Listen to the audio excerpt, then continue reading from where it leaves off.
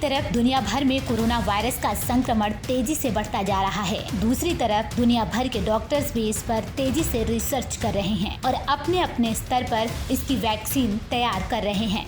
कई देशों ने ये दावा किया कि उन्होंने कोरोना वायरस की वैक्सीन की खोज कर ली है और इनका ट्रायल भी चल रहा है। अलग अलग देशों से अलग अलग दवाएं खोज लेने की बात कहने वाले देशों में ब्रिटेन के वैज्ञानिकों ने ये दावा किया कि उन्हें एक ऐसा प्रमाण मिला है कि एक दवा कोविड-19 के मरीजों को बचाने में कारगर साबित हो सकती है।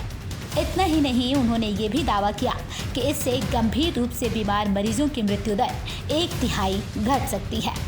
इस रिसर्च पर WHO यानी विश्व स्वास्थ्य संगठन ने भी स्टडी करने वाली ब्रिटिश वैज्ञानिकों की टीम की तारीफ की।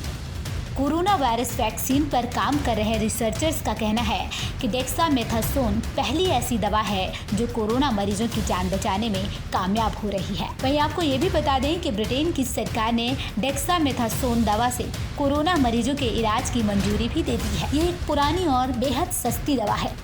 लीड रिसर्चर प्रोफेसर मार्टिन लैंड्रे ने कहा कि इस दवा को मरीजों को केवल 10 दिनों तक दिया जाता है। दवा की कीमत की बात करें तो एक मरीज के लिए सिर्फ 481 रुपए ही खर्च होंगे। उन्होंने कहा, जहां भी उचित हो अब बिना किसी देरी के हॉस्पिटल में भर्ती मरीजों को ये दवा दी जानी चाहिए। वहीं लोगों को खुद से ये दवा खरीद कर न खाने की भी सलाह दी गई। ऐसा नहीं है कि ये कोई नई दवा है। डेक्सामेथासोन दवा WHO की आवश्यक दवाओं की सूची में साल 1977 में ही शामिल किया गया। बता दें कि डेक्सामेथासोन एक स्टेरॉइड है जिसका उपयोग सांस की समस्या, एलर्जी रिएक्शन, आर्थराइटिस, हार्मोन या इम्यूनिटी सिस्टम डिसऑर्डर और सूजन के इलाज के लिए किया जाता है। ये दवा शरीर के नेचुरल डिफेंसिव रिस्पॉन्स को भी कम करती है।